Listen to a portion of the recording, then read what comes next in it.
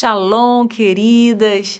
Estamos aqui em mais um episódio do Chá com Torá, que é um projeto do Ministério de Mulheres da nossa congregação, a Missão Bereshit.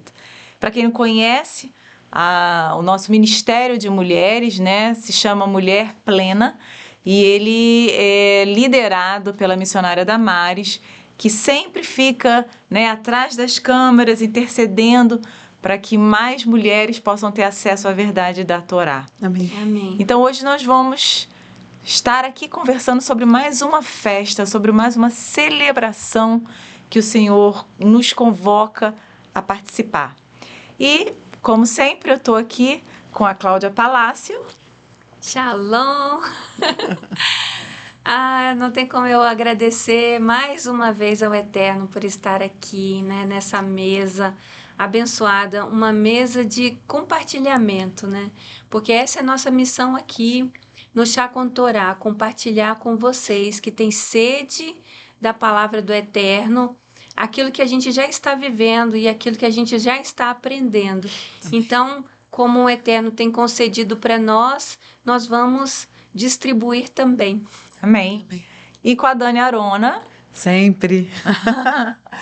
E como a Cláudia falou, um projeto, e a pastora falou, um projeto que eu acho que está no coração do Eterno mesmo. A gente estava conversando aqui antes de começar, o Senhor disse que no fim dos tempos a terra se encheria do seu conhecimento, E a gente está tendo essa oportunidade hoje. Temos uma série dessas convocações que o Eterno fez, que a gente chama de festas, como a gente vai falar sobre Sucote, sobre tabernáculos, mas que todas elas têm uma conexão com o projeto de redenção, de salvação, como Sucote principalmente, que hoje você vai entender. Mas eu vejo que é um projeto eterno para que nós já estejamos, como a gente falou aqui antes, enchendo as nossas candeias de azeite, para quando o noivo estiver a caminho, porque vai haver um atraso, Nós estávamos conversando aqui. Então, que você e eu, nós possamos ter, então, a lei do Eterno, as instruções dele em nosso coração, porque esse será o azeite a mais. Então, que o Senhor fale ao seu coração com todos esses símbolos que nós vamos compartilhar um pouco com você. Deus abençoe. Amém. Amém. E nós vamos hoje estar conversando, sobre uma terceira festa, do 7º mês, segundo o calendário judaico, que não é o mês de janeiro, fevereiro, março, como a Cláudia falou no último vídeo, que nós gravamos. O Eterno, ele instituiu um calendário, quando o povo saiu do Egito. E, segundo esse calendário do Eterno, no 7º mês, o mês de Tisrei, nós temos 3 convocações, 3 celebrações que o Eterno nos convoca a celebrar. E no último vídeo, se você assistiu, nós falamos sobre 2 delas, que é Yom Teruah e Yom Kippur. E hoje nós vamos falar sobre Sukkot, ou tabernáculo, ou festa da colheita. Da colheita. E a gente queria começar lendo o livro de Levítico, capítulo 23, que fala... Antes da leitura, eu queria fazer uma lembrança, Nós estamos com essa festa de Sukkot, fechando os ciclos das festas do Eterno, porque não são festas do povo, são as festas dele, que ele instituiu para se encontrar conosco, com seu povo. E essa é a 7ª festa estabelecida no livro de Levítico. Sim. E hoje a gente vai dissertar sobre ela. A gente sempre ressalta aqui, porque muitas pessoas acham que são festas de judeus, E como a Cláudia falou bem, é festa do Eterno, para o seu povo, para todo aquele que se diz povo do Eterno, Ou seja, não só para o judeu nascido, o judeu de sangue, mas para todo aquele que foi enxertado também, na oliveira. Em Israel. Em Israel. Nós somos uma só família, então para nós, a mesma Torá é válida. A mesma lei, né? Sim. Por meio de Yeshua, por meio de Jesus, sim, por meio dele, mas a lei, ela não foi abolida, né? E tem um detalhe, pastor, importante a gente falar, o pessoal confunde um pouco, né? Porque houve uma substituição, Yeshua substitui o sacrifício, o derramamento de sangue para expiação de pecados, mas não a lei. Né? A lei ele ensinava, ele vivia, os apóstolos viviam a lei de Deus, e aí houve um rompimento, né? Mais na frente, no ano 300, e nós estamos entendendo essa realidade. Não havia nem existia o Novo Testamento, né? Então o que eles viviam e ensinavam era a lei, a Torá, a instrução, e os profetas e os escritos. Tanto que a gente vai ver Yeshua, Jesus, em vários momentos, você vai lembrar, ele dizia assim, não está na lei e nos profetas. Quando ele responde o inimigo ele é tentado, né, depois daquele período no deserto, ele só responde o inimigo com os textos da palavra, né, que a gente chama erroneamente de Velho Testamento. Isso é terrível, eu acho até terrível de falar, né? Porque nunca será velho. Muito pelo contrário, está escrito que os céus e terra iam passar, mas a palavra dele permaneceria. Quando a gente está falando de Sucote e das celebrações, nós estamos falando da Torá, né? Glória a Deus por isso. Amém. Então vamos ler a palavra do Senhor no livro de Levítico, capítulo 23, versículo 33. Começa a falar da festa de Sucote. Diz assim: Adonai disse a Moshe, a Moisés, fale ao povo de Israel, no 15º dia desse 7º mês é a festa de Sucote, com a duração de 7 dias para Adonai. No primeiro dia haverá convocação sagrada, não realizem nenhum tipo de trabalho comum. Durante 7 dias tragam a Adonai uma oferta feita pelo fogo. No 8º dia façam uma convocação sagrada e levem a Adonai uma oferta feita pelo fogo. Este é um dia de assembleia pública. Não realizem nenhum tipo de trabalho comum. Esses são os tempos designados por Adonai que vocês devem anunciar como convocações sagradas e nos quais levarão uma oferta feita pelo fogo para Adonai. Uma oferta queimada, uma oferta de grãos, um sacrifício e ofertas de bebida, cada uma em seu dia, além dos Shabatot de Adonai e de seus presentes, todos os seus votos e todas as suas ofertas voluntárias dados a Adonai. No entanto, no 15º dia do 7º mês, quando tiverem juntado o produto da terra, guardem a festa de Adonai por 7 dias. O primeiro dia será descanso absoluto, e o 8º dia será de descanso absoluto. No primeiro dia, peguem frutos selecionados, ramos de palmeiras, galhos espessos e salgueiros dos rios e celebrem na presença de Adonai, seu Deus, por 7 dias. Guardem-na como uma festa para Adonai 7 dias ao ano, e este é um regulamento permanente, geração após geração. Guardem-no no 7º mês. Vivam em Sucote por 7 dias. Todo o natural da terra de Israel viverá em uma sucá, para que, geração após geração, vocês saibam que eu fiz o povo de Israel viver em Sucote quando os tirei da terra do Egito. Eu sou Adonai, o Deus de vocês. Amém. Amém. Tremendo, né? Aí a gente tem a sequência, o modus operandi de como celebrar, né? Exatamente, né? Detalhadamente, né? Data, tudo certinho, né? É importante. Sim. Porque tem pessoas que às vezes acham que pode comemorar essas datas em dias da minha vontade, mas não, ele estabelece mês, a data e como celebrar. No 15º dia, né, do 7º mês.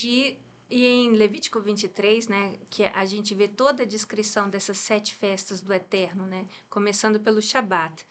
E nessa festa de Sukkot, uma coisa que chama muita atenção é que repetidamente falando, o Eterno manda a gente celebrar, manda a gente se alegrar. Aí muitos veem essa festa isoladamente e fica assim, né, me alegrar, né? Alguns podem até sentir dificuldade disso, mas se você fizer relação, porque as coisas do Eterno são sequenciadas, né?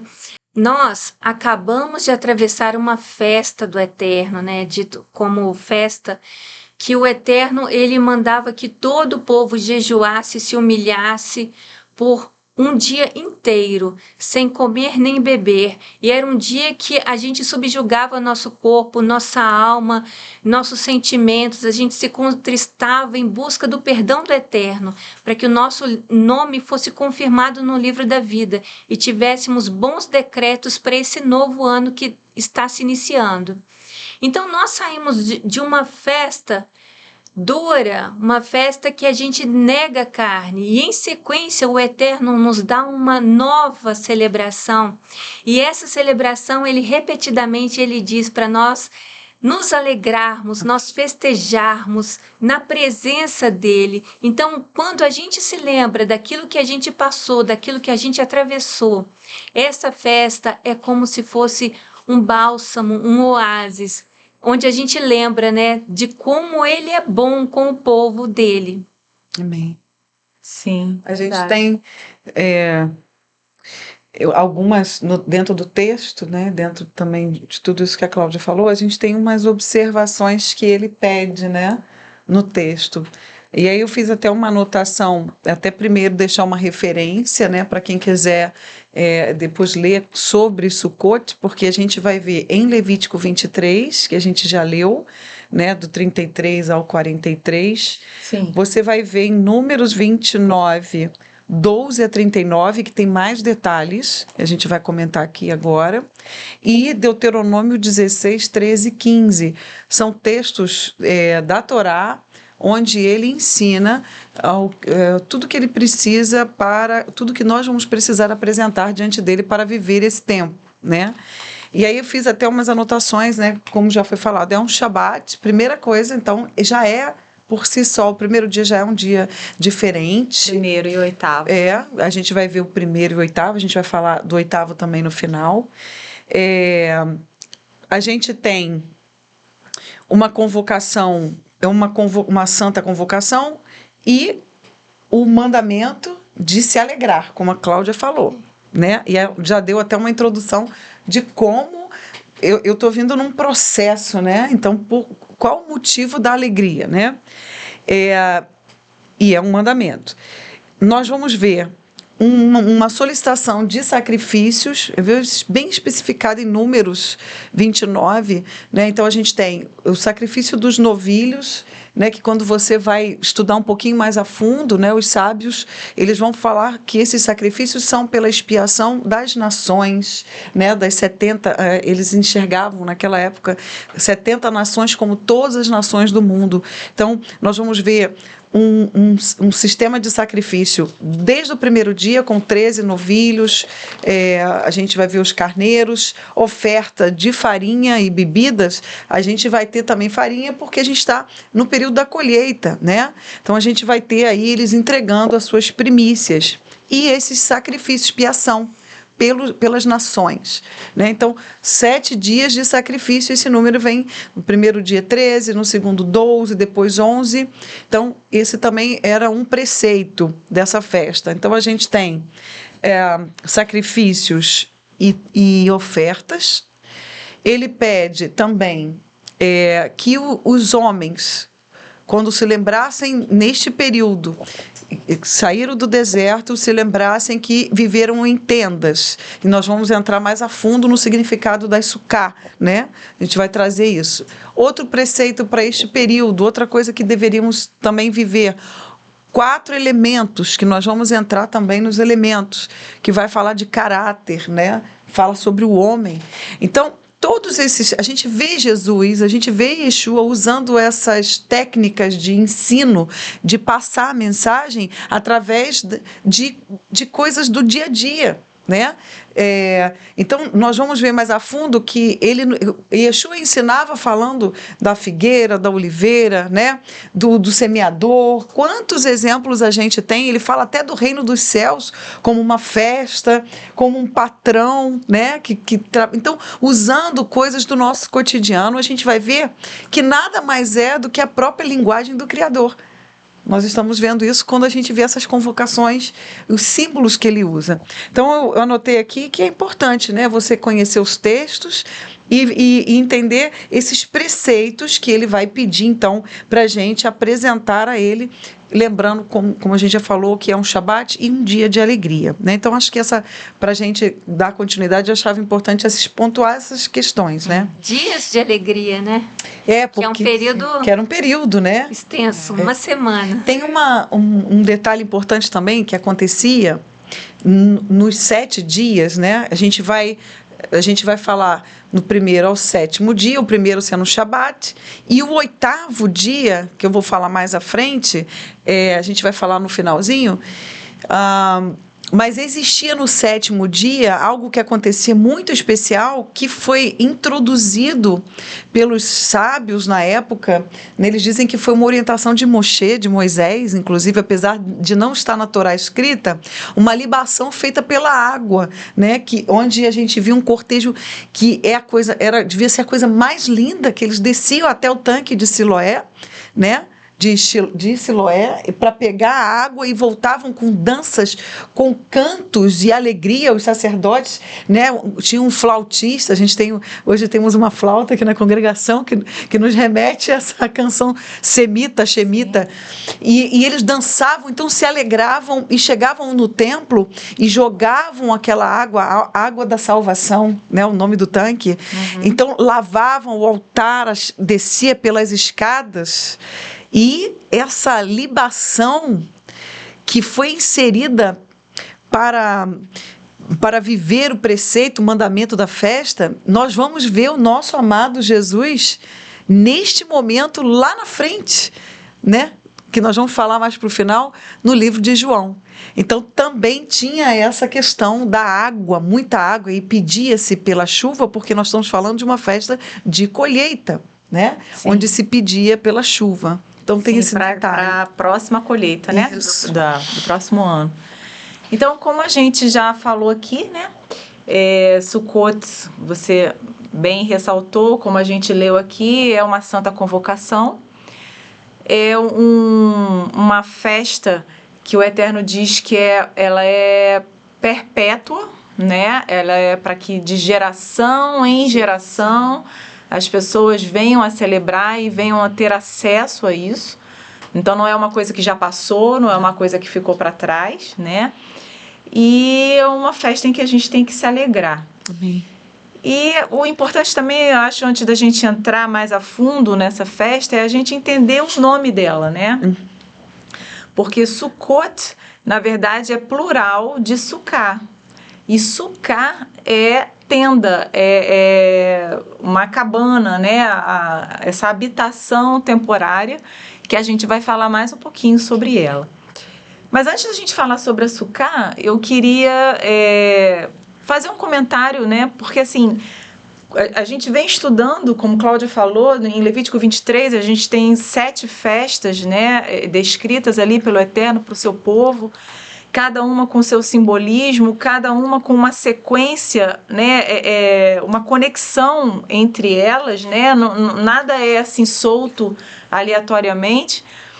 E em cada uma das festas, você vê uma origem histórica, né, que deu origem àquela celebração, mas há também um caráter profético, ou que já aconteceu, como a gente viu nas 3 primeiras festas, né, com a primeira vinda de Yeshua, o nosso Messias, ou de algo que ainda vai acontecer, como essas últimas 3 festas que a gente vai conversar agora, a última, sobre Sukkot, a Yom Teruah, Yom Kippur e Sukkot, né, que anunciam a segunda vinda, né, de Yeshua. Ou como coisas que se repetem, porque na palavra se diz que Yeshua tabernaculou entre nós, Aham. Então ele provavelmente nasceu na época de Sim. tabernáculos, que é Sukkot, né? Tabernáculo seria uma linguagem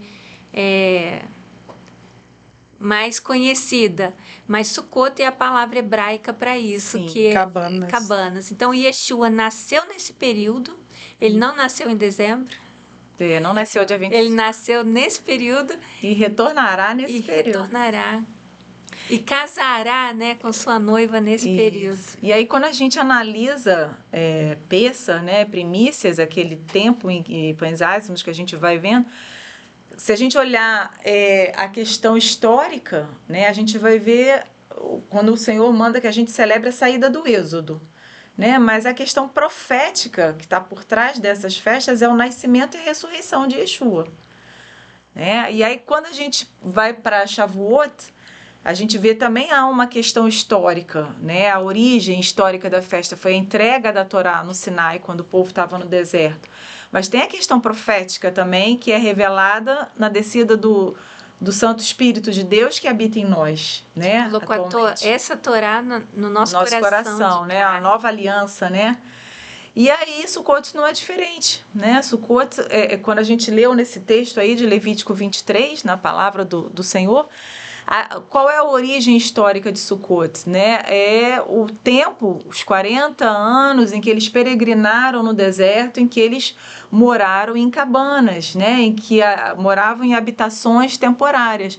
Mas há também a questão profética, que mais para o final a Dani vai dar uma pincelada melhor, que fala sobre o retorno de Yeshua, né? E que os profetas Amós, Miqueias, Zacarias, eles falam que todas as nações virão a celebrar tabernáculo, né? Em Israel com o nosso Messias. Então, antes da gente partir para essa questão profética, vamos abordar a questão histórica de Sukkot, né? E a questão histórica, eu queria falar um pouquinho sobre a cabana, sobre a sucá. Né? O que é uma sucá? O que é uma cabana? A tradição judaica, ela dá algumas diretrizes para a gente, né? De como construir uma sucá. Então, uma sucá, ela é uma habitação temporária que ela como é que eu vou dizer? Não necessariamente, mas se possível, né? Tenha um teto só de folhagens, né? Que deixe o céu aberto para que a gente possa ver as estrelas, né? A luz do sol, porque isso reporta uma fragilidade, né? Como era a sucá, porque a Torá diz que por que ela era temporária? Porque à medida em que a nuvem, né, de glória do Senhor estacionava, o povo desmontava, né, o acampamento e montava tudo ali. Com a medida que a nuvem andava, desmontava tudo de novo e acompanhavam a nuvem. Então era algo temporário, né? Então, esse é o motivo pelo qual quando a gente celebra Sukkot, que a gente, nessa ordenança, nessa mitzvah, nesse mandamento da gente construir uma sucá, a gente tem que construir algo temporário, né? Não algo de tijolo, de cimento, que dure, né? Vamos fazer um puxadinho ali de cimento e todo ano em Sukkot a gente celebra ali, a gente fica 7 dias ali. Não é isso. O Eterno diz que ela tem que ser temporária e que ela tem que ser frágil. Então, por isso esse teto dessa forma.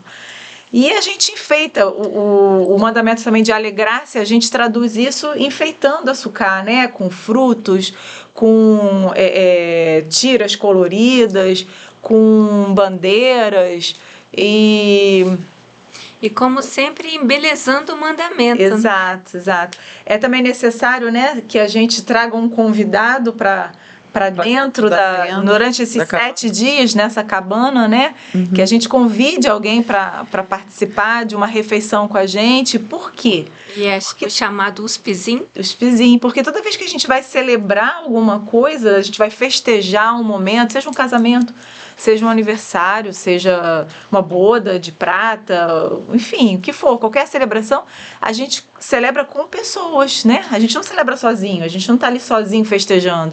Então, essa é uma tradição também da gente trazer um convidado para se alegrar conosco, para celebrar conosco, né? E algo bonito também dessa tradição é que você está envolvendo uma outra pessoa para adorar o Eterno. Porque talvez ela nem viesse a fazer isso sozinha, mas você convidando ela para sua sucá, né, hospedando essa pessoa e celebrando com ela junto com você vai engrandecer o Eterno. Sim. Importante é porque o mandamento é vivam, né, 7 dias dentro dessa sucá, dessa cabana. E aí, um dos textos vai falar, né, desses convidados, né, e fala, então, né, seus filhos, filhas, o servo, ele fala do servo, a viúva, o órfão. Então, é um momento onde não há diferenças, né, de nível e classe social, mas todos estariam ali juntos, vivendo de igual, né? E todos deveriam construir também, né? As suas também. É importante também, outra coisa que eu acho legal nisso, né? Nessa questão da sucá, de convidar, eu consigo, por exemplo, tenho conseguido esses anos dormir na sucá, né? Mas existem outras formas, né, que você pode. Às vezes a pessoa não consegue dormir na sucá, mas faz uma refeição, né? Essa questão do convidado, comer na sucá, estudar na sucá. Pela tradição, você precisa dormir ou fazer ao menos uma refeição, né, por dia. Durante os 7 dias, que você né? Tá que você está habitando ali dentro, né? Exato. Você não simplesmente...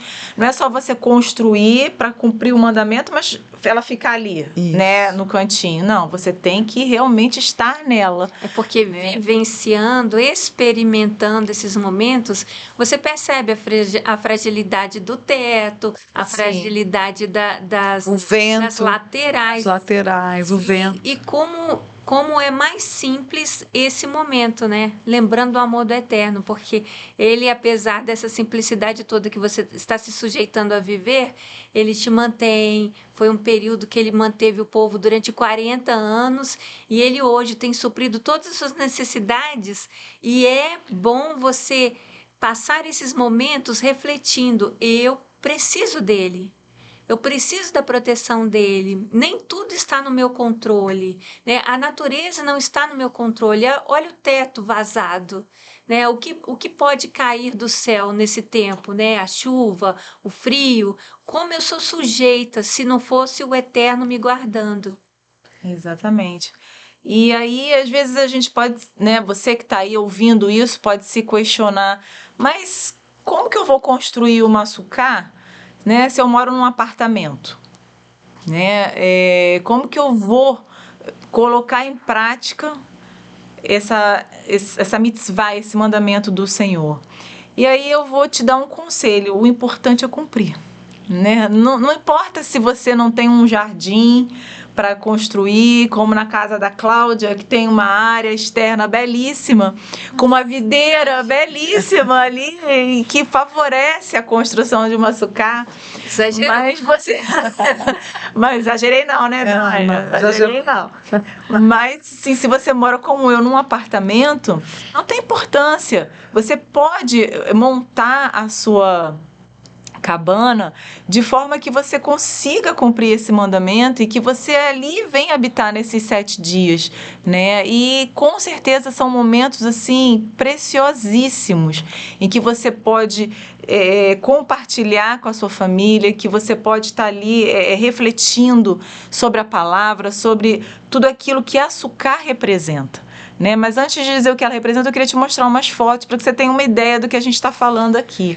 Bota para mim aí, Gabriel. Eu trouxe umas fotos. Olha, isso aqui é uma sucá construída em Israel, né? Numa área externa, né? Da casa de um judeu. Você vê que ela é bem simples. Simples, frágil, né? Com pedacinhos de, eu acho que é bambu ali, né? Com umas folhagens por cima. Se chover, provavelmente vai entrar água dentro, né? Mas é isso que caracteriza, né? Porque naquele tempo era assim. né? No deserto era assim. Passa, Gabriel, para a segunda foto. Alguns judeus constroem, olha, na Sacada, na varandas, varanda. na sacada, né? E sempre, como a gente falou, no terraço, o teto de folhagens, né? E uma coisa assim bem provisória, que quando passam os 7 dias são desmontados, né? E aguardamos o próximo ano para celebrar novamente. E aí eu vou te mostrar agora uma sequência de fotos da sucá que nós montamos na nossa casa com as crianças. Mostra para mim, Gabriel. Olha, essa Na sala, né? sala, né? 2017, a gente bota esqueci o nome disso. Um voal. Não é voal. Esses canos para estrutura. PVC, né? Para fazer a estrutura, a gente bota um tecido. Aqui é a casinha do cachorro, que sempre fica na sucá com a gente. Passa, Biel. 2018. Tá vendo? Já fizemos Bonita, mais uma, aí sim, com voal, já com umas flores, né? 2019. Já colocou até o teto, né? Exato, a folhagem. Pode enfeitar, né? Eu não consigo ver as estrelas porque eu estou dentro do apartamento, mas a gente colocou umas estrelas. Para lembrar. Exatamente. Memorial. Exatamente. E depois, em 2020, né? Olha, já veio maior aqui fora. Já fomos ampliando aí a nossa sucá. Esse aquele que foi com formiga junto? Isso. Esse nós tínhamos um carro, uma sucá móvel, que a gente pegou toda a folhagem da congregação, botamos no capô do carro e levamos para montar em casa e levamos todas as formigas também da congregação. De noite, quando a gente dormia, era formiga para tudo quanto era lado. E a última foto que eu trouxe, 2022, né? Já botamos também umas florezinhas diferentes, as estrelas continuam, né? O estandarte da tribo, né? Que é de Sacá, que é a tribo do Alexandre, o teto com as folhagens, enfim. É importante cumprir o mandamento, né? Tendo ou não uma sacada, uma varanda, o que importa é a gente cumprir o mandamento. E não só cumprir, mas também refletir sobre o que significa sucá. Porque quando o Eterno determina que a gente construa uma sucá nesse período e nele viva durante 7 dias, né, habite 7 dias, para recordar o tempo dos 40 anos do deserto, há um propósito nisso, né? A palavra do Senhor lá em Lamentações, acho que 3:21, se não me falha a memória, diz que a gente precisa trazer à memória aquilo que nos dá esperança, né? E quando a gente lembra exatamente dos 40 anos no deserto, a gente lembra que o Eterno é a nossa provisão e a nossa proteção, né? Porque naquele tempo não havia alternativa para você caçar, não havia alternativa para você pescar, não havia alternativa para você plantar, porque eles estavam em meio ao deserto, né? Mas em momento nenhum o Senhor os desamparou, né? A gente vê o Senhor conduzindo o seu povo, a gente vê o Senhor sendo o sustento do seu povo, trazendo o maná, trazendo as codornas, trazendo a água que jorrava da pedra, que acompanhava eles durante, né, o tempo todo. A gente vê o Senhor guardando eles durante as batalhas, né, quando os povos inimigos se levantavam contra eles. A gente vê o Senhor protegendo também eles à medida que ele mandava a coluna, né, de nuvem durante o dia para trazer sombra, né? Quem já esteve em Israel, no deserto do Sinai, sabe o calor que é durante o dia e o frio que é à noite. Então, à noite, o Senhor mandava a coluna de fogo, não só para trazer o calor, mas para iluminar, que trazer uma certa proteção para eles também, né? Então, o tempo todo, nesses 40 anos, quando o Senhor fala para a gente lembrar desse tempo, é para que a gente traga à memória, né, que Ele foi, é e sempre será, né, a nossa proteção, o nosso sustento, né, que a gente jamais se esqueça disso. Um outro ensino quando a gente habita na cabana nesse tempo é o que a Dani estava falando, que é bonito demais, porque assim, não importa se você seja rico, se você seja pobre, não importa quanto você ganha, não importa onde você more, né, mas diante do Eterno, da soberania e da majestade do Eterno, somos todos iguais, né? Somos todos insignificantes diante de quem Ele é. Então, quando nós habitamos todos numa sucá, numa morada temporária durante esses 7 dias, nós nos tornamos iguais. Nós conseguimos ver que aos olhos do Pai nós somos iguais, né? Não importa a nossa faculdade, se eu estudei, se você não estudou, quanto que eu ganho, se você ganha mais ou menos, não importa, né? O Eterno se agrada é de um coração contrito, quebrantado, né? Bem. Uma outra coisa que também a gente aprende quando a gente habita numa sucá nesses 7 dias é que quando a gente vive com tantas atrações como a gente tem hoje, com tanta comodidade, com tanto conforto, né? Uma televisão no quarto de um, uma televisão no quarto do outro, é uma cozinha super bem equipada, é uma sala maravilhosa. A gente se envolve tanto em tudo isso e ao mesmo tempo a gente se isola tanto, né, que quando a gente abre mão de todo esse conforto, de todas essas atrações, para a gente viver 7 dias debaixo dessa tenda, debaixo dessa morada temporária, simples. A gente começa a valorizar e a estreitar os laços, não só com o Eterno, né? Mas também com os familiares, com os amigos. Como é que é bom quando a gente vai no acampamento e às vezes, mesmo passando por tantos apertos, a gente aqui na congregação, vou explicar para quem está assistindo entender, né? Uhum. A gente sempre pega um final de semana desses dias de Sukkot para a gente acampar. Então a gente aluga um espaço e a gente acampa, né? E ali passamos várias pessoas juntas no mesmo espaço, em barracas, e dividindo a comida, e lendo a palavra, e estudando, e louvando, e adorando, né? E assim, a gente sai da nossa comodidade, né? Para viver esses dias, mas como é bom, né? Como isso traz entre nós uma unidade, como isso traz entre nós uma proximidade, né? E na nossa casa a mesma coisa, quando a gente está ali embaixo da sucá, dormindo junto, todo mundo abraçadinho, a gente lendo, estudando junto a palavra, refletindo, conversando sobre o mandamento, como que isso é importante para nos aproximar, né? E por fim, uma outra coisa também que a sucá ensina pra gente é que nós somos hoje a sucá. Amém. Nós hoje somos essa habitação temporária, que caminhamos em direção à terra prometida, né? Ao milênio, ao Shabat milenar, e num determinado momento, essa sucá aqui, ela também vai ser desmontada, né? Vai chegar um momento em que nós vamos, como a gente estava até conversando antes aqui, né? Vamos habitar em outro lugar que não aqui, não nessa terra onde a gente está.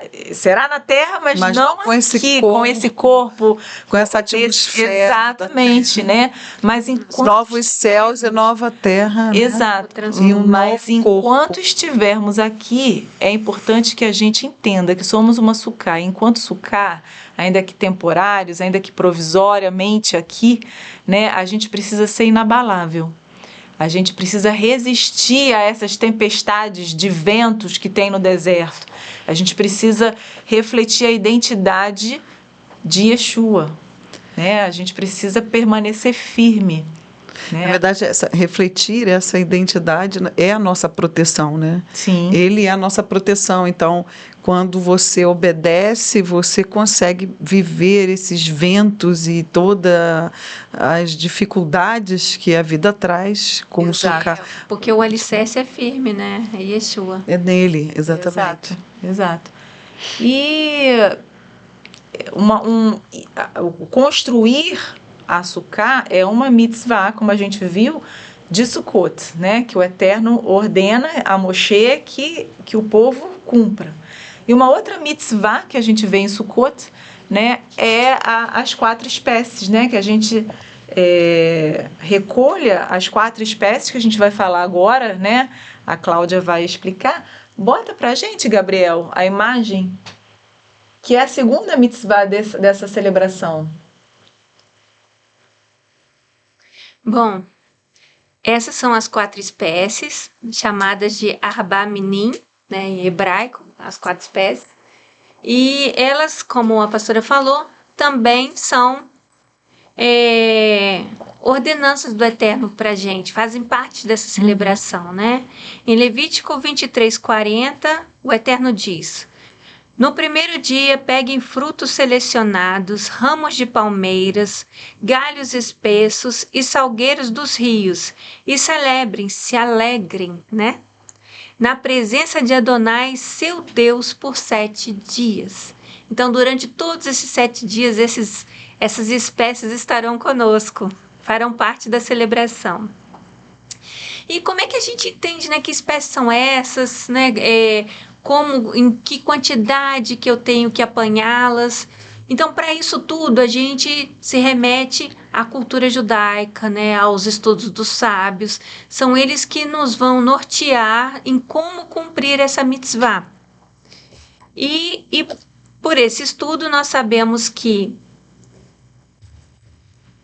existe o fruto formoso da árvore formosa, né, que é o etrog, é um tipo de cidra lá daquela região. Em muitos países se cultiva, mas é um que a gente chama aqui de limão siciliano?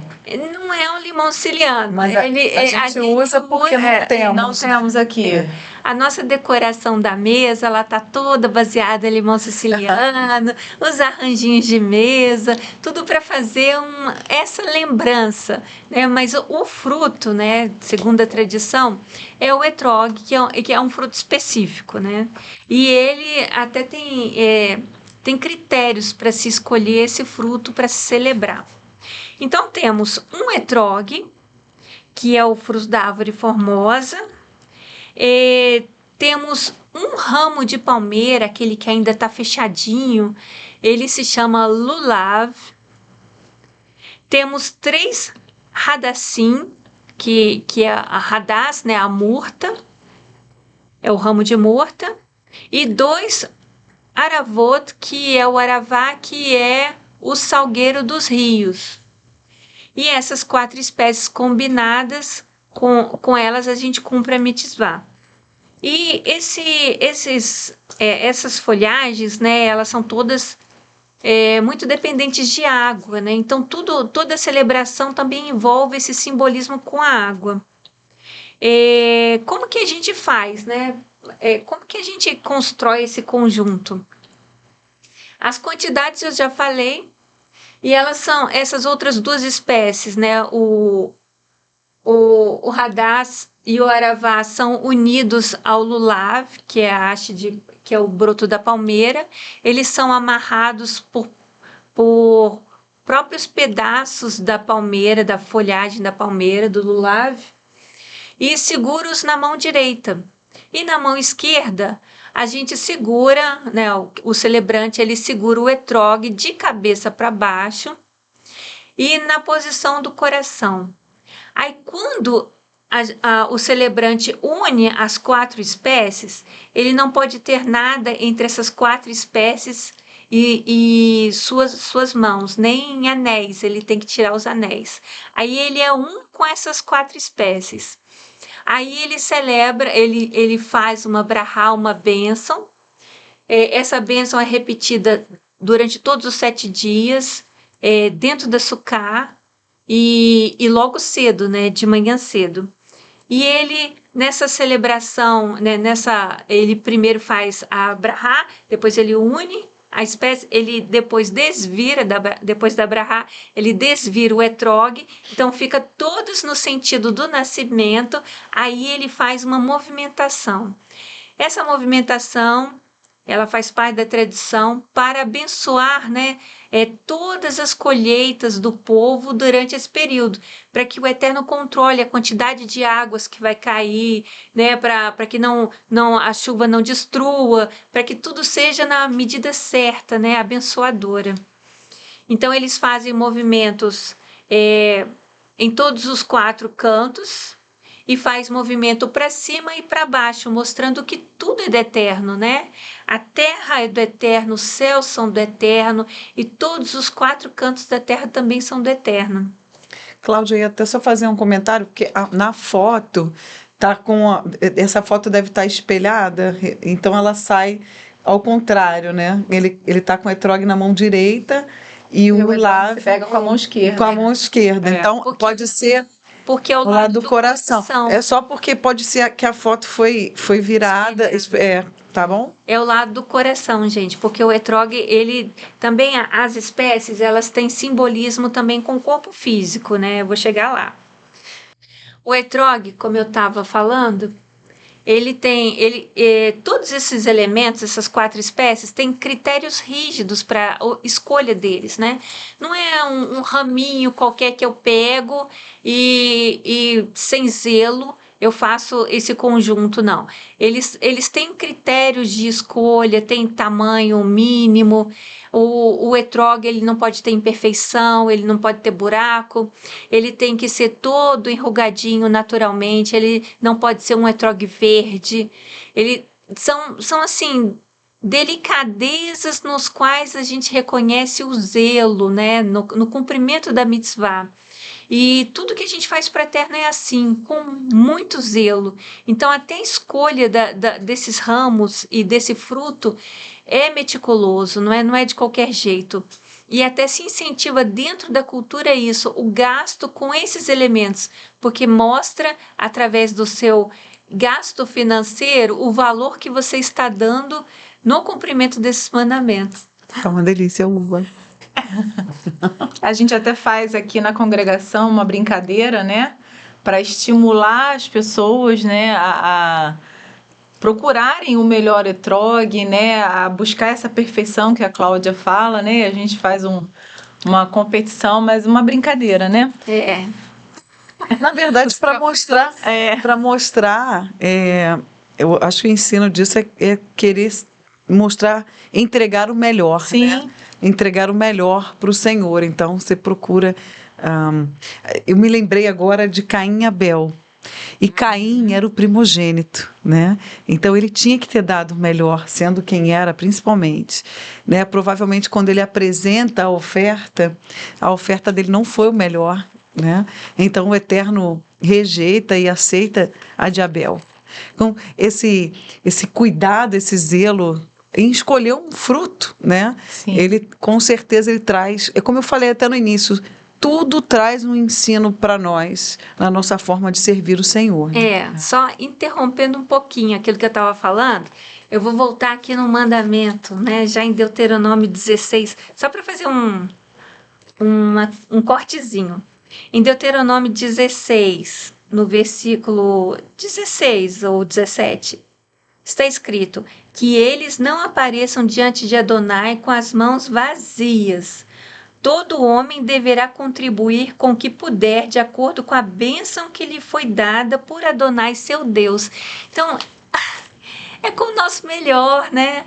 Se você tem mais, você dá mais. Porque isso é amor. Amor é doação, é entrega. E a nossa obediência ao Eterno é demonstração de amor. E isso a gente faz com paixão, com muita paixão envolvida. Agora, voltando, né, às 4 espécies, estava falando do simbolismo delas, né?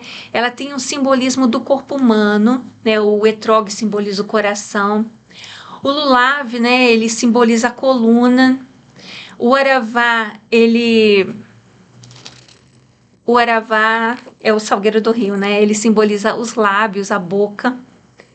E o hadass, os olhos, né? Então, quando a pessoa, o celebrante, ele une tudo nas mãos, sem nada entre eles e ele, quando ele faz esses movimentos, ele está fazendo com todo o corpo. E tem até uma menção, segundo a tradição, né, eles ensinam que no Salmo 35:10 está falando exatamente desse exercício do lulav, né?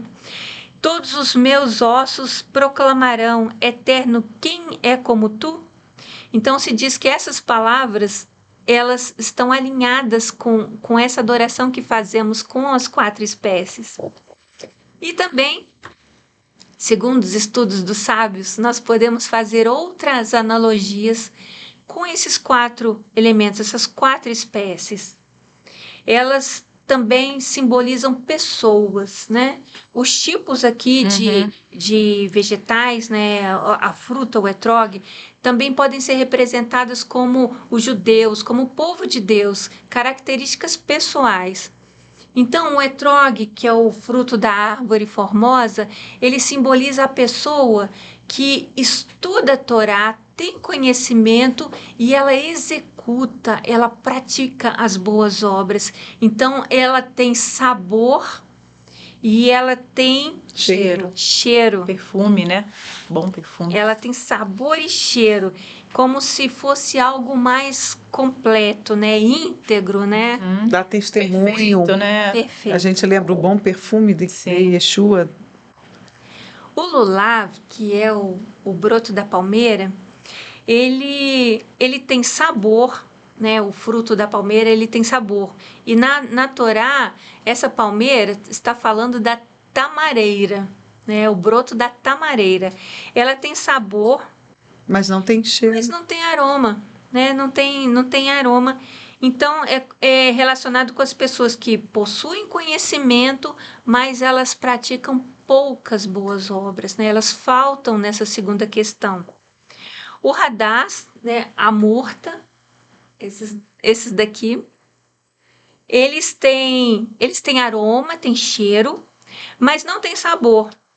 Do mesmo modo que dentro do povo de Deus, há pessoas que têm pouco conhecimento, né? Não conhecem muito, mas são excelentes nas boas obras. Amém. E essas pessoas têm que ser muito cuidadosas para não serem jogadas, né, com as doutrinas do mundo, né? Elas têm que buscar conhecimento, assim como Estudar. o outro tem que buscar realizar as boas obras. E também dentro do povo existe o aravá, que é representado pelo salgueiro do rio, que é esse aqui, que faz simbolismo da boca, dos lábios. Elas vêm de mim. Essa espécie é uma espécie que está devendo. Porque ela não quer saber estudar, ela não tem Torá. Ela não tem nem sabor e nem aroma. E ela também não executa as boas obras, é uma pessoa apática, né? Coitada. A gente precisa acordar ela, ajudar. Acorda.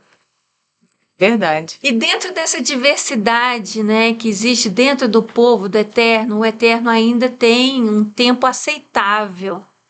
Ele ainda está suportando a todos nós e nos está dando tempo de mudarmos, né? Sim. E para isso ele permite que essas 4 espécies sejam unidas. E nessa celebração do Lulav, porque esse conjunto das 4 todas juntas, a gente é chamado de Lulav pela cultura. E nessa movimentação, como ofertas movidas para o Eterno, são uma oportunidade de juntos um preservar o outro, um proteger o outro, um ensinar o outro. E é um tempo aceitável do Eterno. O nosso tempo é hoje. Hoje nós estamos tendo a oportunidade de dividir o que a gente está aprendendo e você está tendo a oportunidade de ouvir e de colocar em prática não só as tradições que embelezam o mandamento, mas praticar a essência que o Eterno ordenou. Amém. Que fosse realizada por todas as gerações e até a consumação dos séculos. Essa oportunidade tem que ser aproveitada. Não sejamos só ouvintes e não praticantes, porque o conhecimento é tanta coisa hoje que daqui a pouco você esqueceu. Pega o que você está escutando, dá valor, que não sejam pérolas lançadas para qualquer um, mas que sejam pérolas lançadas para quem vai usá-las para uma joia e apresentá-las para o Eterno. Seja essa pessoa zelosa do bem, praticante dos mandamentos do Eterno, porque essa é a oportunidade. E uma coisa, né, que me fez lembrar, quando eu estava lendo sobre esses elementos, nessas espécies e a representação delas quanto aos tipos de pessoas, eu me lembrei dos meus 15 aninhos, quando me ensinaram que Deus falava com a gente. Os 15 aninhos. E uma pessoa, um rapaz na época, né, da minha adolescência, falou: você sabia que Deus fala com a gente? Eu falei: como assim? É só você pedir. você ora, né? Você busca a face dele, pede uma palavra, abre a Bíblia e ele vai falar com você. Eu falei, sério isso? Fala mesmo. E ali era o meu período da conversão para valer. E eu fiz isso. Eu orei, pedi a Deus uma palavra.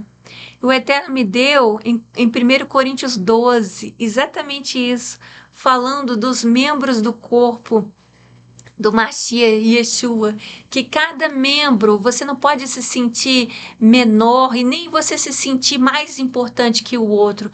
Cada um tem uma função, um valor, e eles só funcionam quando estão unidos ao cabeça Yeshua, ao Mashiach.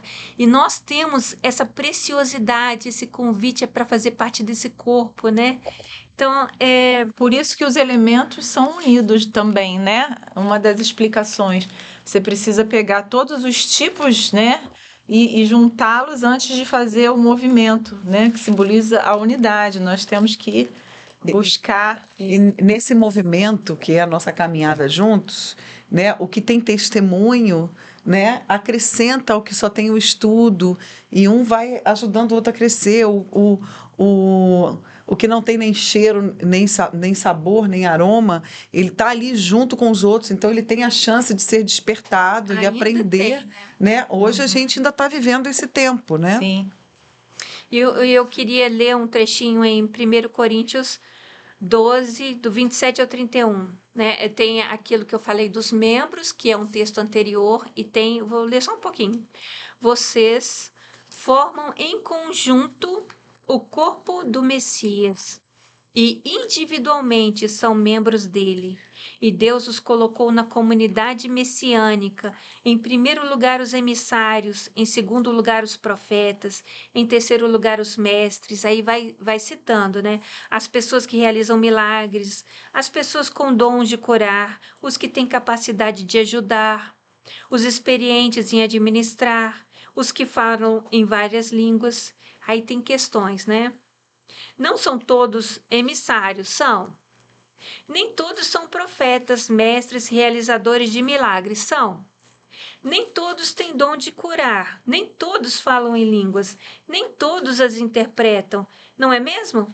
Procurem com empenho os melhores dons. Aí depois ele fala aquela passagem maravilhosa do amor. Então aqui a gente tem uma outra lição. Não olhe para o outro, para aquilo que o outro está fazendo, que você talvez esteja pensando, ele está fazendo no meu lugar. Não, olhe para o zelo que o outro está fazendo, e não o que ele está fazendo. Olhe o amor que ele está executando, e não aquilo que você acha que você que deveria estar fazendo. Procure você os melhores dons, porque quem dá as atividades, quem dá os talentos, quem derrama essa unção, é um só, é o Ruach do Eterno. Se disponha, busque, procure com zelo, e ele vai te colocar nesse corpo maravilhoso de Yeshua, executando a função que ele escolheu para você. Você vai ser uma espécie, né, como as movidas para o Eterno. Vai ser, junto com o corpo todo, um adorador do Eterno. E viva esse tempo. Amém. Amém, Cláudia. Como é bom, né, a gente aprender tanto que a cultura judaica, tanto que a Torá ensina pra gente, ainda mais sobre os 4 elementos, né? Quantos ensinamentos, que a gente possa estar refletindo sobre tudo isso que a Cláudia falou.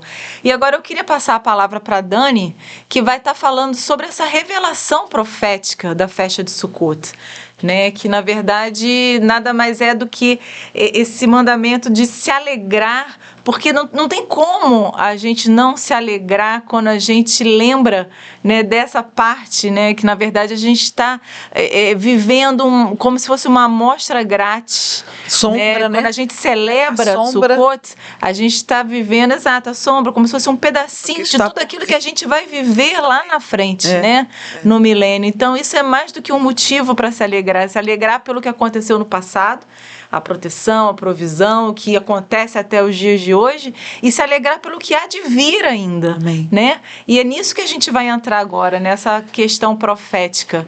Fala um pouquinho pra gente, Dani. Depois desse mergulho, né? A gente deu a introdução lá, né? Sobre a festa e mergulhou nesses mandamentos e tantos ensinos, né? E que a gente consegue fazer as conexões com o Novo Testamento, né? Em tudo Sim. isso.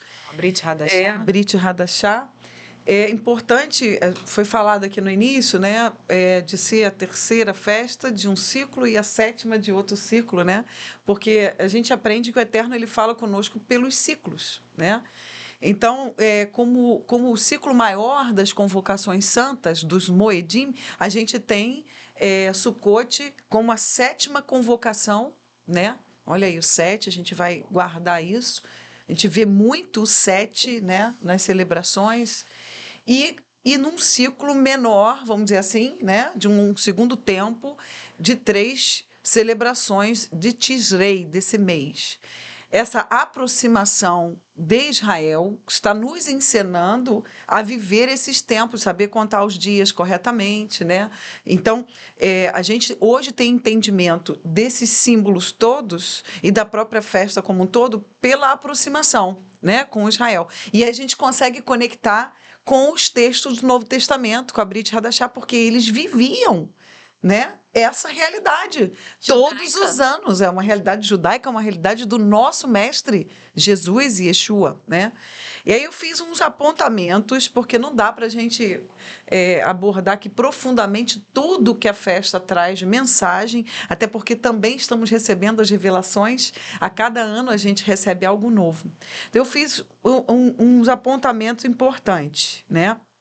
A gente tem o primeiro momento do ciclo, que como já foi colocado aqui, que é Pessah, Matzot, né, e Shavuot, as 3 primeiras festas que falam da vinda dele como cordeiro, sacrifício, Cordeiro de Deus, em Pessah. A gente vê a retirada do fermento, que é a nossa santificação nessa caminhada, depois de passar pela graça, que somos salvos pelo Cordeiro, pelo sangue.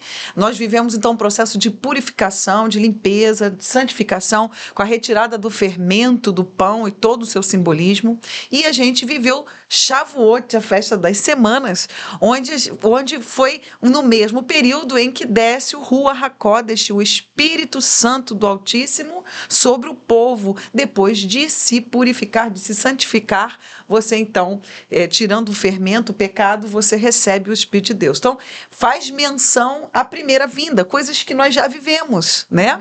Já recebemos o seu Espírito, ele já morreu, a gente já tem buscado, ressuscitou, e a gente tem buscado a santificação e recebemos o seu Espírito. Então a gente tem agora um segundo momento, que é esse que nós estamos vivendo, que vai apontar para o que está diante de nós, né? Então a gente vai viver e o segundo momento, que é como já foi colocado aqui também pela Cláudia, Yom Teruah, Yom Kippur e Sukkot agora, né? Então um ciclo agora de 3 festas, onde a gente vive um momento de despertamento, como você pode ver, também já foi sinalizado aqui o nosso vídeo sobre Yom Teruah e Yom Kippur, despertamento, porque está chegando um reino e você precisa olhar e fazer uma autoavaliação de como está. E Yom Kippur, onde a gente tem os 10 dias de decreto, de buscar de Deus bons decretos para a nossa vida, que o nosso nome seja escrito no livro da vida, e Yom Kippur, de fato, o dia da expiação. Houve um perdão. Irmãos, é um dia que, como povo, todos juntos comemoraram um grande perdão. Nesses 5 dias de Yom Kippur para cá, as pessoas estão, então, preocupadas agora em agradar a Deus para cumprir Sukkot. São bem pertinhas as festas, parece assim que Deus vai assim, não vou dar muito tempo, que é para vocês não fazer nada errado. Sabe o pai zeloso, cuidadoso? Então, são 5 dias para eu me preparar para Sukkot. Essas festas me ensinam esses ciclos que vão falar da minha salvação, da nossa redenção, né?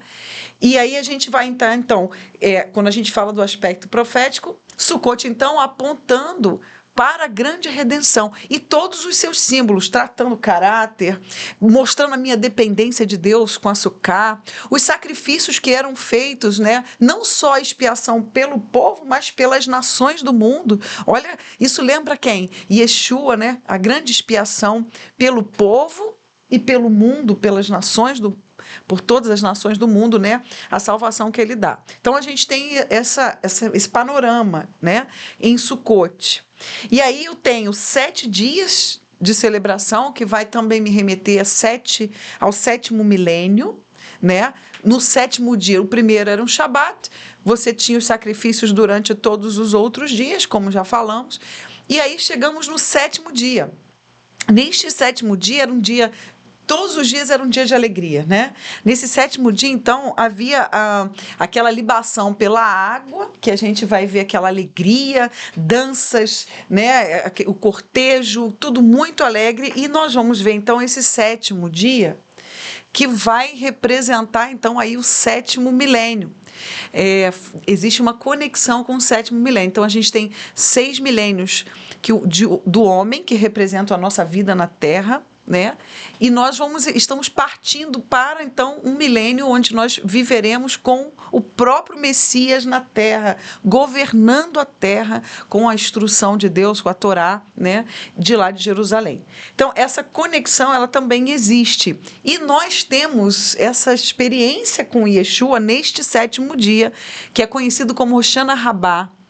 Eu vou provar isso para vocês, né? Eu vou ler também um único texto que você vai achar no livro de João, capítulo 7, a gente vai ler do 17 ao 19. Agora eu chamo a sua atenção, a gente está com a nossa judaica, a linguagem pode ser um pouquinho diferente, mas só um fato aconteceu nisso, muito importante, que vai estar na sua Bíblia também.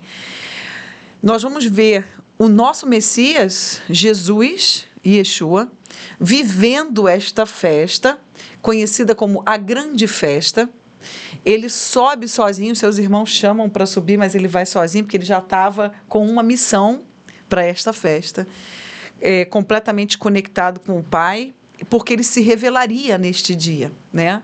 Então, vamos ler o texto no 37, foi 17, é 37, capítulo 7, 37. No último dia da festa, para nós aqui em hebraico, Hoshana Rabbah, Yeshua se levantou e disse em alta voz: se alguém tem sede, vem a mim e beba.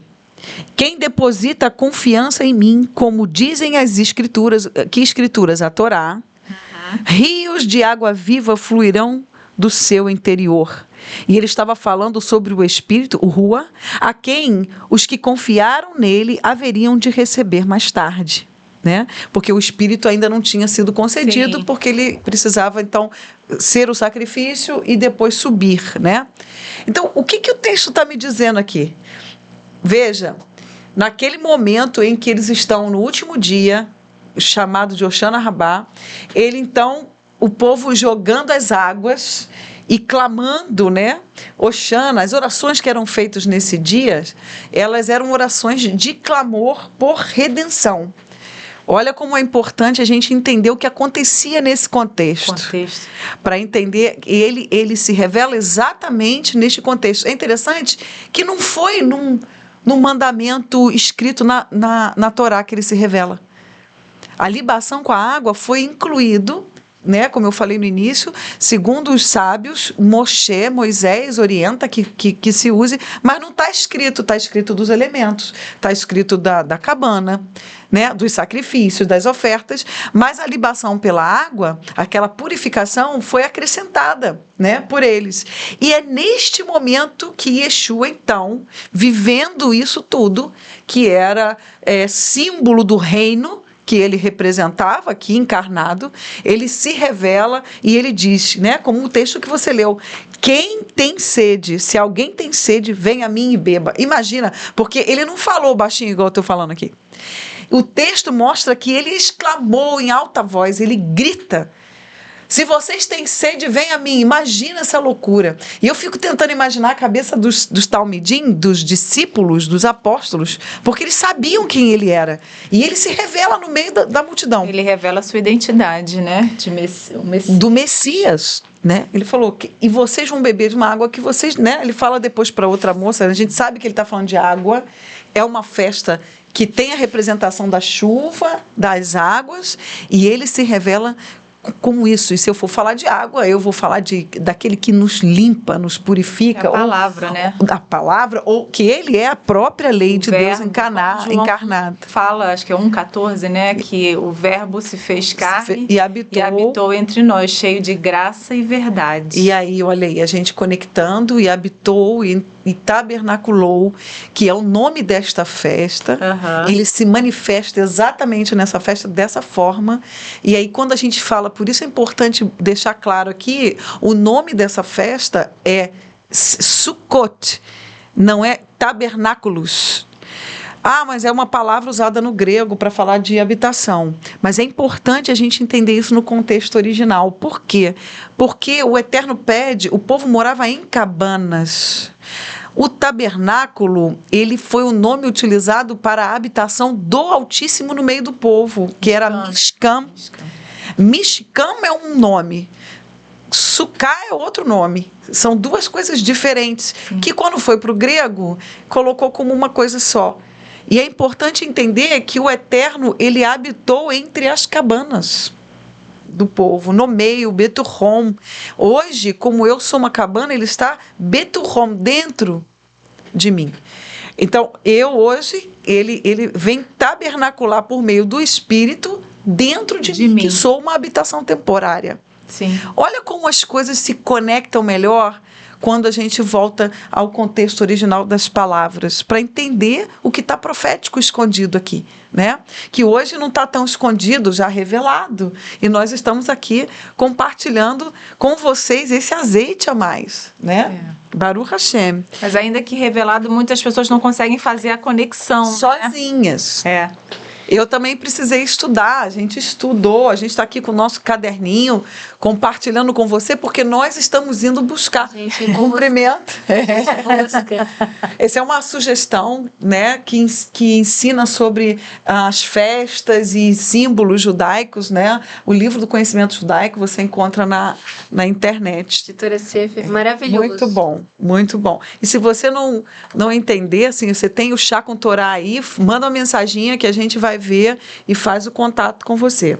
Uma outra coisa importante, então, dessa festa é que o Eterno pede, no texto que foi lido, a gente parou um pouquinho antes, né? Mas em Levítico 23, no final do 33, a gente começou no 33 e vai até o 43.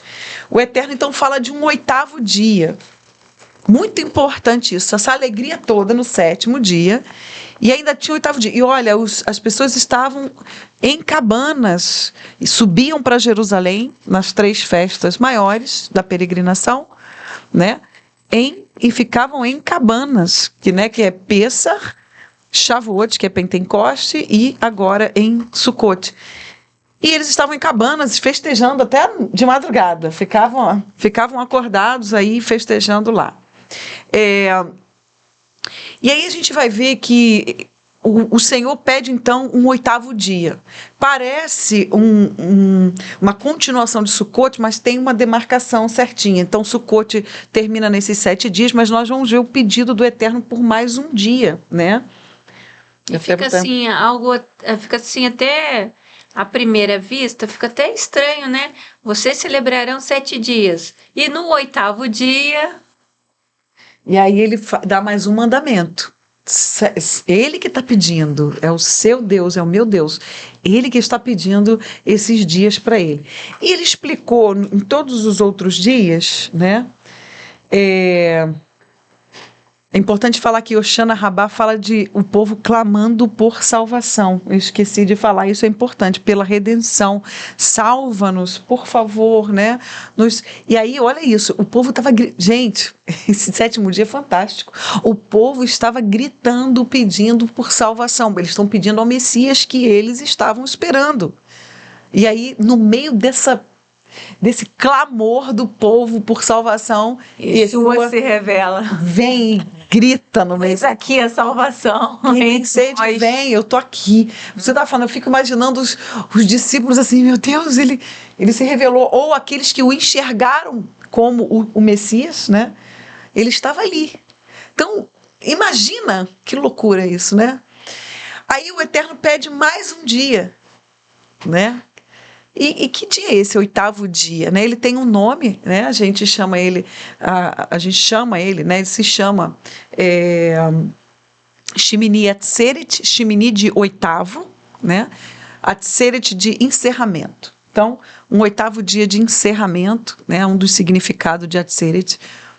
E aí eu fui procurar, né? Eu sabia, para mim, eu falei, não, vou procurar melhor para poder compartilhar sobre esse 8º dia, né? Que eles dizem que é um dia também de muita alegria. Por quê? E tem uma história, a gente fala um midrash, tem como um rei e como um pai, né? Então eu vou falar como rei, né? Porque uso o termo amigo, que é muito legal, porque o Yeshua, Jesus, nos chama de amigos, né? Que conta a história, para falar sobre esse 8º dia, que um rei deu uma grande festa e abriu para convidados, e os convidados festejaram com ele 7 dias. As festas naquela época duravam mesmo, casamento, né? Duravam assim dias. Tudo é muita festa. Mas banquetes, né? Banquetes, ele deu banquetes e festejou com seus convidados, né? Durante os 7 dias. Quando chegou o final do 7º dia, já estava acabando a festa. O rei, então, chama um desses convidados e fala para ele: eu gostaria que você ficasse comigo mais um dia. Imagina um rei convidando, não, por favor, fica mais um dia, desfruta comigo desse 8º dia juntos. Você que eu escolhi. Fica você, né? Isso é o Eterno dizendo, e a gente vê aí como rei o próprio Mashiach, né? Jesus e Yeshua, que é o rei que está vindo, ele dizendo, fica comigo, hoje eu já te chamo de meu amigo. Né? A gente vê ele usando essa expressão. É interessante porque essas historinhas que a gente conta, eles também já conheciam muitas delas no tempo deles, porque muitas dessas historinhas, elas são antigas, né? Do tempo lá antes, algumas são até mais antigas. Talvez essa seja da Idade Média, não sei, mas essa midrash, essa história, mostra a importância desse 8º dia.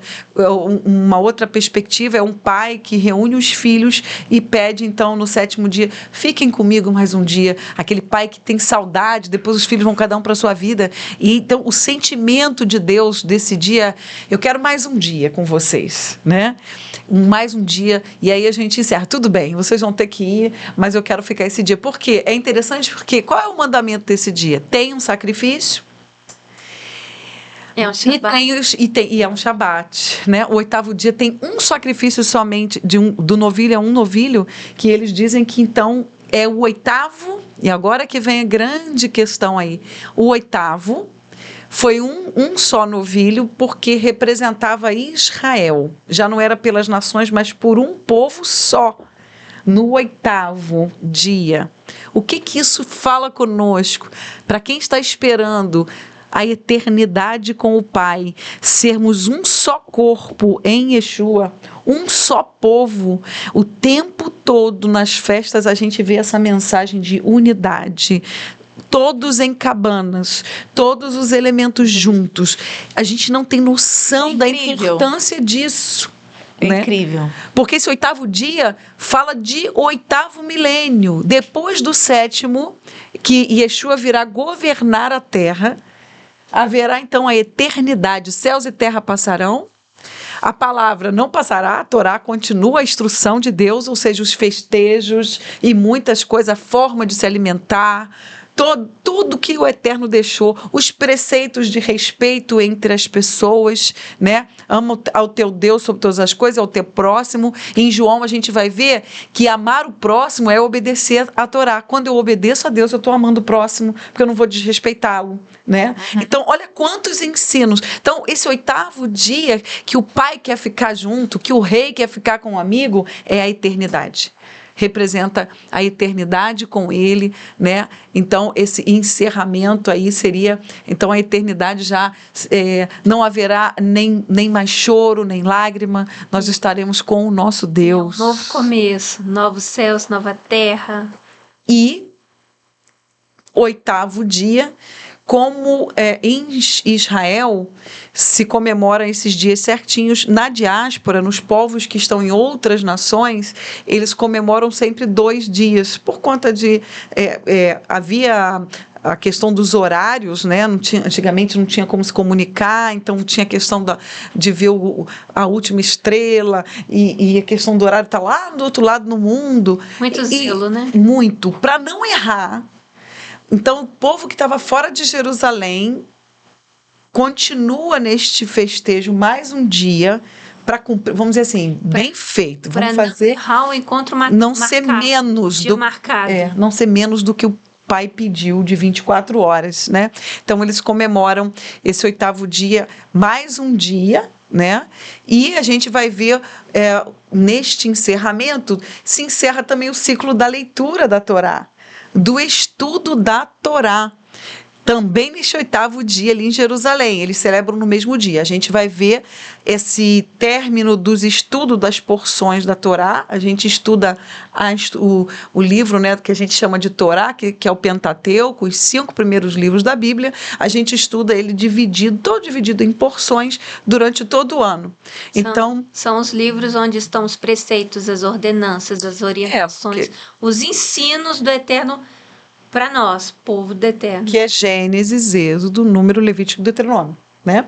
E aí, quando a gente termina esse ciclo de estudo, está neste dia também de Shemini Atzeret, que a gente chama de Simhat Torá. Por quê? Que tem esse nome também, se você ouvir Simhat Torá, a alegria da Torá. Nós estamos terminando um ciclo e começando um outro ciclo de estudo da lei de Deus.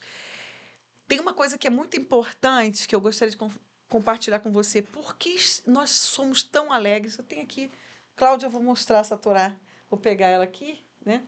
Olha aqui, a gente tem aqui uma amostra, né, da Torá, da lei. Pode abrir. Muito linda aqui, né? Que tem aqui os rolos. Tem um rolo. O rolo da Torá, a gente tem ela pequenininha aqui, ó. E está escrito. A nossa alegria com a Torá. Por que a gente tem uma alegria tão grande? Porque aqui me diz aquilo que me afasta do Senhor e aquilo que me aproxima dele.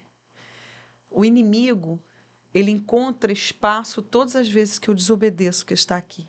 Nós não tínhamos acesso a nada disso que nós estamos compartilhando. Mas a gente está aprendendo a estudar as instruções e a Torá, pela nossa aproximação, por termos entendido o enxerto que nós vivemos na oliveira, que é Israel. Então, hoje, quando a gente então termina esse momento no 8º dia, a gente tem em alguns lugares mais um dia, ou aqui a gente vai comemorar esse ano no dia 25, né? Se chama Simhat Torá. Nós vamos começar de novo o ciclo dos estudos da lei de Deus em Gênesis, no iniciozinho de Gênesis, terminando Deuteronômio e começando Gênesis. Então, aqui eu falei do apontamento profético, as conexões, né? O nosso Messias está vindo. A sua instrução, eu fiz até só um comentário aqui para terminar. Então, o 8º dia como o 8º milênio, a eternidade com o Senhor, e a leitura, né, da Torá, graças a Deus, porque Ele nos deu a sua instrução. Vamos começar o outro ciclo com danças, alegrias, né? Nos alegrando de saber que através da lei de Deus eu faço as coisas que agradam a Ele. Amém. Amém. Amém. Eu queria deixar essa mensagem de Sukkot. Amém. Nossa, como é rico, né, a palavra do Eterno, como é importante a gente estudar, como é importante a gente estar disposta, né, a entender aquilo que a Torá tem para revelar para a gente, né, porque muitas vezes a gente precisa desconstruir, né, aquilo que a gente aprendeu durante tantos anos, né, e construir novamente segundo aquilo que a Torá ensina, né, a verdade revelada através da palavra do Senhor. Então, que vocês possam desfrutar um pouquinho disso tudo, né? Que a gente tem desfrutado, que a gente tem aprendido e que ainda tem muito mais, né? O Senhor, Ele é infinitamente mais do que tudo aquilo que a gente pode pedir, pensar ou sequer imaginar. E eu sei que se cada um de nós buscarmos, né?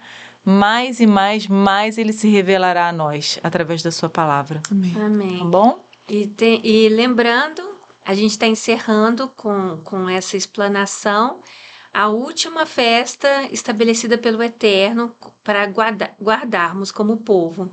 Então, no nosso canal, a gente já fez as gravações do Shabat, 3 vídeos explicando, né, sobre o mandamento, como guardar o mandamento e por que esse mandamento foi afastado, né, do corpo do Mashiach, né, enquanto estávamos desligados da oliveira. O que aconteceu para que houvesse esse afastamento todo, né? Como que o povo deixou de guardar o Shabat? Então, esse aí está no 3º vídeo. Depois nós gravamos a festa de Purim, que não está relacionada, mas também é uma festa do povo. E nós continuamos, gravamos Pessah, que é a Páscoa, explicando como se celebra. Nós gravamos também Shavuot, Yom Teruah, junto com Yom Kippur, e agora a gente fecha. Então, se você tem sede de aprender, a gente está disponibilizando no canal Chá com Torá, um canal não é individual, é um canal da congregação Missão Bereshit, que as mulheres estão ensinando, principalmente para as mulheres. Mas qualquer um aqui pode aprender conosco. Claro. Então, aí a gente vai passar a ter outros estudos, mas as festas do Eterno já estão todas concluídas. É só você entrar no canal, pesquisar, que você vai encontrar. Amém. Amém. Hag Sameah? Hag Sameah. Vamos fazer um brinde, então, para encerrar. Hag Mais essa lembrança. Hag Sameah Sukkot. Adonai, Elohei Israel, Adonai, santo es el Señor. Baruch Adonai, Elohei Israel, Adonai, santo es el Señor. Min haolam, alaba su nombre, por siempre será. Min haolam, santo es el Señor.